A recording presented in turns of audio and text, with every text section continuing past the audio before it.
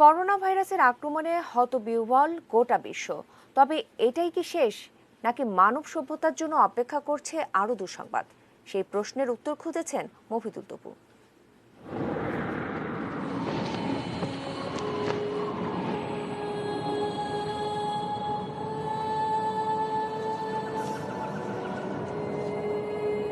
আরও বেশি ভালো থাকার, বিত্তবান হওয়ার সীমাহীন লোভের শিকার হয়ে মানুষ প্রতিনিয়ত নিংড়ে নিচ্ছে পৃথিবীর ঐশ্বর্য ভাণ্ডার।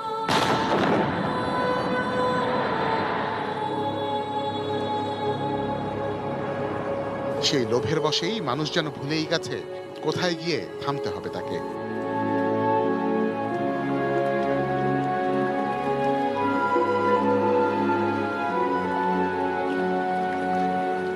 মাত্র কদিন আগেও মানুষের হাতে পুড়েছে পৃথিবীর ফুসফুস আমাজন বন, আর আজ গোটা মানব সভ্যতা পালিয়ে বেড়াচ্ছে ফুসফুসের রোগ, জীবনঘাতী করোনা ভাইরাসের ভয়ে।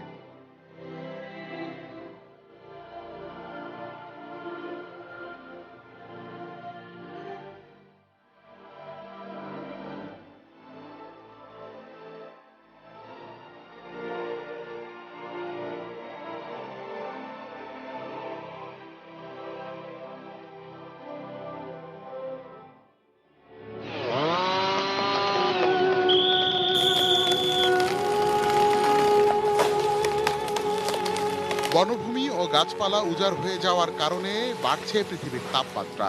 প্রতিনিয়ত গলছে মেরু অঞ্চল সহ উত্তর গোলার্ধের তুন্দ্রা, সাইবেরিয়া, আলাস্কা ও গ্রিনল্যান্ড অঞ্চলের বরফ। লক্ষ লক্ষ বছর ধরে জমাট বাঁধা এসব বরফের স্তরে স্তরে সংরক্ষিত হয়ে আছে পৃথিবীর ইতিহাস।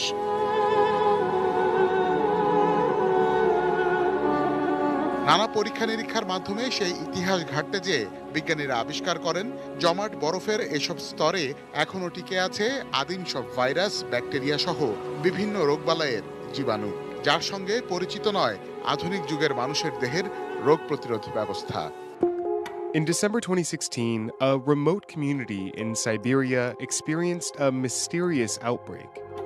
2016 সালে রাশিয়ার সাইবেরিয়া অঞ্চলে হঠাৎ করেই ছড়িয়ে পড়েছিল অ্যানথ্রাক্স রোগ।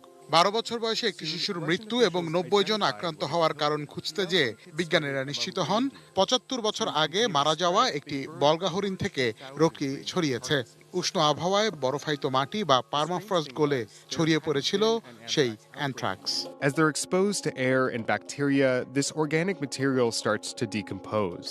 এরপর আরো বিশদ গবেষণা করতে যেয়ে বিজ্ঞানীরা আবিষ্কার করেন মহামারী ছড়াতে সক্ষম নানা রকমের জীবন্ত সুপার ভাইরাস ও ব্যাকটেরিয়ার, যেগুলো আদর্শ পরিবেশ অর্থাৎ আরেকটু উষ্ণতা পাওয়ার সঙ্গে সঙ্গে ছড়াতে শুরু করবে প্রকৃতিতে। We are lucky enough to discover two new giant viruses. আমরা প্রথমবারের চেষ্টাতেই 30,000 বছরের পুরনো সুপার ভাইরাসকে জাগিয়ে তুলতে পেরেছি। সেটা তাৎক্ষণিকভাবে অ্যামিবাকে সংক্রমণ করতে পেরেছে, কিন্তু আমরা আসলে জানি না পার্মাফ্রস্টের ভেতরে আরো কি ধরনের জীবাণু লুকিয়ে আছে। এটা বলা বা অনুমান করাও সম্ভব না। We know that the risk exists. সেই দুঃসময়ের জন্য কতটা প্রস্তুত মানব সভ্যতা?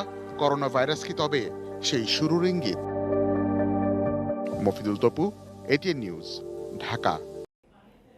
বিশ্বে এখন পর্যন্ত করোনা ভাইরাসে আক্রান্তের সংখ্যা প্রায় 24 লাখ। তবে যুক্তরাষ্ট্রের ক্যালিফোর্নিয়ার স্ট্যানফোর্ড ইউনিভার্সিটির গবেষকদের তথ্য সঠিক হলে এই সংখ্যাটি কম করে হলেও 50 থেকে 85 গুণ বেশি। তেমন হলে বিশ্বে আক্রান্তের সংখ্যা দাঁড়ায় 11.5 কোটি, যাদের বেশিরভাগেরই কোনো লক্ষণ দেখা দেয় না। তবে এ বিষয়ে আরও গবেষণা প্রয়োজন বলে মনে করছেন তারা। করোনা সংক্রমণ নির্ণয় পরীক্ষা নিয়ে অনেক দেশের রয়েছে অস্পষ্টতা। বিশেষ করে দেহে ভাইরাস সংক্রমিত হলেও কোনো লক্ষণ প্রকাশ না মেলায় হাসপাতাল পর্যন্ত যাচ্ছেন না নীরব বাহকেরা, অর্থাৎ পরীক্ষা না করায় আক্রান্তের তালিকায় আসছে না তাদের নাম। এমন পরিস্থিতিতে আক্রান্তের আসল সংখ্যা ধারণার চাইতে অনেক বেশি হতে পারে এমন আশঙ্কা যুক্তরাষ্ট্রের ক্যালিফোর্নিয়ার স্ট্যানফোর্ড ইউনিভার্সিটির গবেষকদের। শুক্রবার প্রকাশিত তাদের এক প্রতিবেদন বলছে, করোনা ভাইরাসে আক্রান্তের প্রকৃত সংখ্যা জানা সংখ্যার চেয়ে 50 থেকে 85 গুণ বেশি হতে পারে। ক্যালিফোর্নিয়ার সান্তা ক্লারা কাউন্টির 3,330 ব্যক্তির ওপর চালানো হয় এই সমীক্ষা।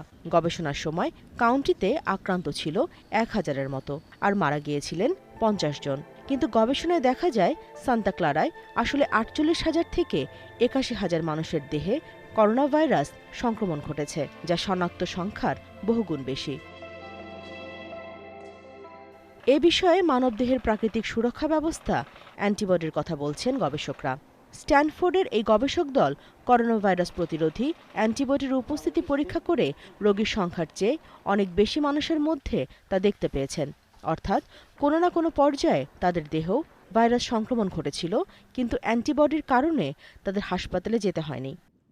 গবেষকরা বলছেন এ থেকেই বৈশ্বিক সংক্রমণ পরিস্থিতি সম্পর্কে ধারণা পাওয়া যাবে। তাদের মতে আরও বড় এলাকা জুড়ে গবেষণা চালালে একই ফল আসবে।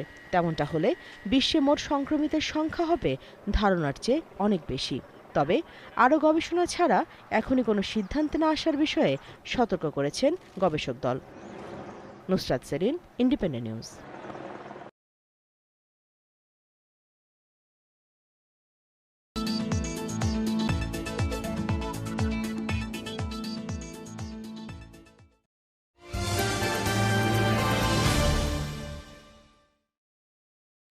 চব্বিশ ঘন্টায় বিশ্বজুড়ে আরও ৫,৫০০ মানুষ মারা গেছেন করোনা ভাইরাসে। এই নিয়ে মৃতের সংখ্যা ছাড়িয়েছে ১,৭০,০০০। আক্রান্ত প্রায় ২৫ লাখ। একদিনে নতুন করে সংক্রমণ শনাক্ত হয়েছে ৭৩,০০০ মানুষের শরীরে। সপ্তাহ জুড়ে দৈনিক ৭,৫০০ গড় মৃত্যুর পর দুদিন ধরে কিছুটা কমেছে প্রাণহানি। তবে সোমবারও সর্বোচ্চ ২,০০০ মৃত্যু দেখেছে যুক্তরাষ্ট্র। দেশটিতে মৃতের সংখ্যা এখন ৪২,৫০০। আক্রান্ত প্রায় ৮ লাখ। ইতালি, স্পেনের পর বিশ্বের চতুর্থ দেশ হিসেবে প্রাণহানি ২০,০০০ ছাড়িয়েছে ফ্রান্সে। যদিও দিনের হিসেবে মৃত্যু কমেছে ইউরোপের প্রায় সব দেশে। অঞ্চলটিতে ভাইরাসের সংক্রমণে এ পর্যন্ত মারা গেছেন ১,০৪,০০০ মানুষ, আক্রান্ত ১,১১ লাখ। এদিকে বিশ্ব স্বাস্থ্য সংস্থা বলছে মহামারীর ভয়াবহতম পর্যায়ে এখনো পা রাখেনি বিশ্ব।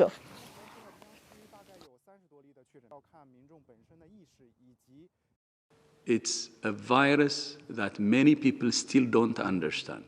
লকডাউনে ভাইরাস বিস্তারের গতি ধীর হলেও পুরোপুরি বন্ধ হবে না। আমাদের বিশ্বাস করুন, মহামারীর ভয়াবহ রূপ দেখা এখনো বাকি। একমাত্র মানবজাতির ঐক্যই পারে এই বিপর্যয় বন্ধ করতে। অথচ এখনো অনেক দেশ ভুল সিদ্ধান্ত নিচ্ছে। সময় থাকতে সচেতন করা সত্ত্বেও উন্নত দেশগুলি আজ মৃত্যুপুরী। Even surprise developed countries. It did.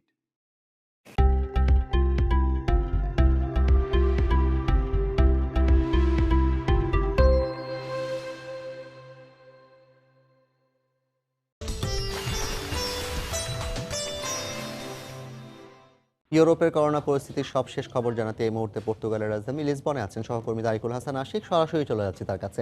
Ashiq. হ্যাঁ জাফর, ইউরোপের সার্বিক করোনা পরিস্থিতির কিছুটা উন্নতি হচ্ছে এই কথা যখন আমরা বলছিলাম, গত ২৪ ঘন্টায় ইউরোপের বেশ কয়েকটি দেশে কিন্তু ভিন্ন চিত্র আমরা লক্ষ্য করেছি। আমরা যদি সবচেয়ে ক্ষতিগ্রস্ত দেশগুলির কথা দিয়ে শুরু করি, ইতালিতে কিন্তু গত ২৪ ঘন্টায় ৫ শতাধিক মানুষের মৃত্যু হয়েছে। অন্যদিকে ফ্রান্সেও কিন্তু গত ২৪ ঘন্টায় ৫ শতাধিক মানুষের মৃত্যু হয়েছে। এই দুটি দেশেই কিন্তু গত ২৪ ঘন্টায় ৫ শতাধিক করে মানুষের মৃত্যু হয়েছে। অন্যদিকে আরও একটি ক্ষতিগ্রস্ত দেশ স্পেন, সেখানে কিন্তু ৪ শতাধিক মানুষের মৃত্যু হয়েছে। অর্থাৎ এই যে মৃত্যুর সংখ্যা সেটা কিন্তু বাড়ছে এবং মাঝে মাঝে কমছে।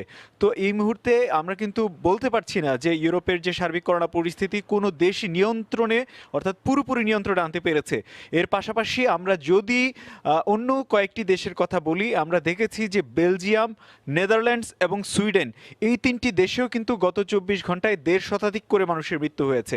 এর পাশাপাশি আমরা দেখেছি যে জার্মানিতে মৃতের সংখ্যাটা কিছুটা কম। অন্যদিকে পর্তুগাল সহ অন্যান্য যে ইউরোপীয় দেশগুলি রয়েছে সেসব দেশে কিন্তু মৃতের সংখ্যাটা কিছুটা কমেছে।